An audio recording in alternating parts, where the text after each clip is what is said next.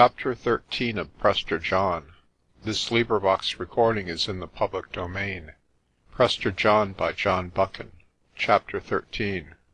The Drift of the Letaba. The dusk was gathering fast as we neared the stream. From the stagnant reaches above and below, a fine white mist was rising, but the long shallows of the ford were clear. My heart was beginning to flutter wildly, but I kept a tight grip on myself and prayed for patience. As I stared into the evening, my hopes sank.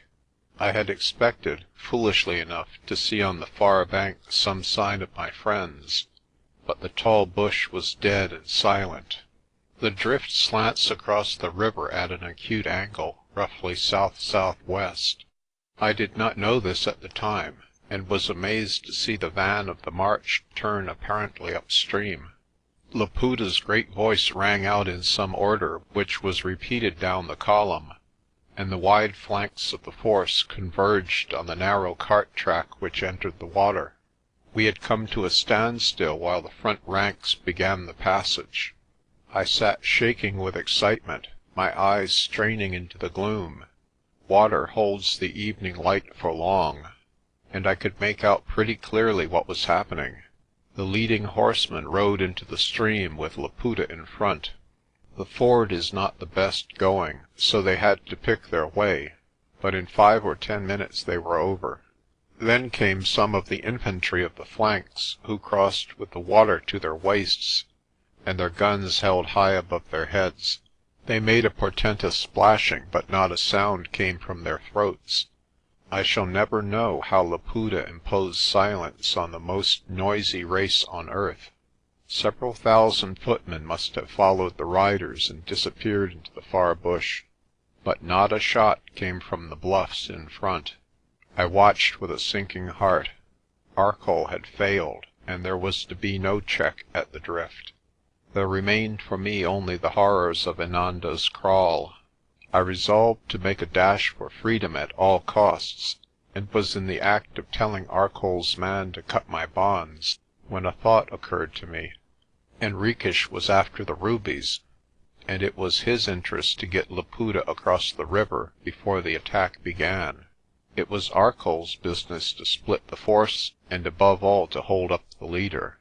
Henriques would tell him, and for that matter he must have assumed himself, that Laputa would ride in the centre of the force. Therefore there would be no check till the time came for the priest's litter to cross. It was well that I had not had my bonds cut. Henriques came riding towards me, his face sharp and bright as a ferret's. He pulled up and asked if I were safe. My Kaffir showed my strapped elbows and feet and tugged at the cords to prove their tightness. "Keep him well," said Henriques, "or you will answer to Nkulu. Forward with him now, and get him through the water." Then he turned and rode back. My warder, apparently obeying orders, led me out of the column and into the bush on the right hand. Soon we were abreast of the litter and some 20 yards to the west of it. The water gleamed through the trees a few paces in front. I could see the masses of infantry converging on the drift, and the churning like a cascade which they made in the passage. Suddenly from the far bank came an order. It was Laputa's voice, thin and high-pitched, as the Kaffir cries when he wishes his words to carry a great distance. Henriques repeated it, and the infantry halted. The riders of the column in front of the litter began to move into the stream. We should have gone with them, but instead we pulled our horses back into the darkness of the bush. It seemed to me that odd things were happening around the priest's litter. Henriques had left it, and dashed past me so close that I could have touched him. From somewhere among the trees a pistol shot cracked into the air. As if in answer to a signal, the high bluff across the stream burst into a sheet of fire. A sheet of fire sounds odd enough for scientific warfare. I saw that my friends were using shotguns and firing with black powder into the mob in the water. It was humane, and it was good tactics, for the flame in the grey dusk had the appearance of a heavy battery of ordnance. Once again I heard Henriques' voice. He was turning the column to the right. He shouted to them to get into cover and take the water higher up. I thought, too, that from far away I heard Laputa. These were maddening seconds. We had left the business of cutting my bonds almost too late. In the darkness of the bush the strips of hide could only be felt for, and my Kaffir had a woefully blunt knife. Reims are always tough to sever, and mine had to be sawn through. Soon my arms were free, and I was plucking at my other bonds. The worst were those on my ankles below the horse's belly. The Kaffir fumbled away in the dark, and pricked my beast so that he reared and struck out, and all the while I was choking with impatience and gabbling prayers to myself. The men on the other side had begun to use ball cartridge. I could see through a gap the centre of the river, and it was filled with a mass of struggling men and horses. I remember that it amazed me that no shot was fired in return. Then I remembered the vow, and was still more amazed at the power of a ritual on that savage horde. The column was moving past me to the right. It was a disorderly rabble which obeyed Henriques' orders. Bullets began to sing through the trees, and one rider was hit in the shoulder and came down with a crash. This increased the confusion, for most of them dismounted and tried to lead their horses in the cover. The infantry coming in from the wings collided with them, and there was a struggle of excited beasts and men in the thickets of thorn and mopani. And still my Kaffir was trying to get my ankles loose as fast as a plunging horse would let him. At last I was free, and dropped stiffly to the ground. I fell prone on my face with cramp, and when I got up I rolled like a drunken man. Here I made a great blunder. I should have left my horse with the Kaffir, and bidden him follow me, but I was too eager to be cautious, so I let it go, and crying to the Kaffir to await me, I ran towards the litter. Henriques had laid his plans well. The column had abandoned the priest, and by the litter were only the two bearers. As I caught sight of them, one fell with a bullet in his chest. The other, wild with fright, kept turning his head to every quarter of the compass. Another bullet passed close to his head. This was too much for him, and with a yell he ran away.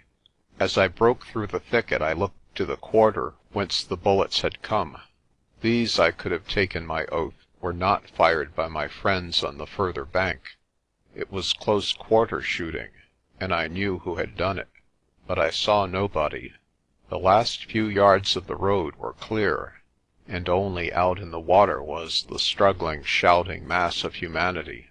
I saw a tall man on a big horse plunge into the river on his way back. It must be Laputa returning to command the panic. My business was not with Laputa, but with Henriques. The old priest in the litter, who had been sleeping, had roused himself, and was looking vacantly round him. He did not look long. A third bullet, fired from a dozen yards away, drilled a hole in his forehead. He fell back dead, and the ivory box which lay on his lap tilted forward on the ground. I had no weapon of any kind, and I did not want the fourth bullet for myself. Henriques was too pretty a shot to trifle with. I waited quietly on the edge of the shade till the Portugoose came out of the thicket. I saw him running forward with a rifle in his hand. A whinny from a horse told me that somewhere near his beast was tied up. It was all but dark, but it seemed to me that I could see the lust of greed in his eyes as he rushed to the litter. Very softly I stole behind him. He tore off the lid of the box and pulled out the great necklace. For a second it hung in his hands, but only for a second. So absorbed was he that he did not notice me standing full before him. Nay, he lifted his head and gave me the finest chance of my life. I was something of a boxer, and all my accumulated fury went into the blow.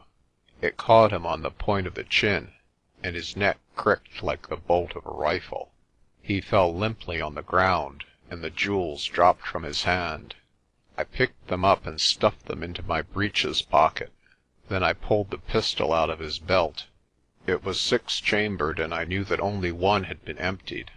I remembered feeling extraordinarily cool and composed, and yet my wits must have been wandering, or I would have never taken the course I did. The right thing to do, on Arcoll's instructions, was to make for the river and swim across to my friends, but Laputa was coming back, and I dreaded meeting him. Laputa seemed to my heated fancy omnipresent. I thought of him as covering the whole bank of the river, whereas I might easily have crossed a little further down, and made my way up the other bank to my friends. It was plain that Laputa intended to evade the patrol, not to capture it, and there, consequently, I should be safe. The next best thing was to find Arcoll's Kaffir, who was not 20 yards away, get some sort of horse and break for the bush. Long before morning we should have been over the Berg and in safety. Nay, if I wanted a mount, there was Henriques' whinnying horse a few paces off. Instead, I did the craziest thing of all. With the jewels in one pocket and the Portugoose pistol in the other, I started running back the road we had come. Chapter 14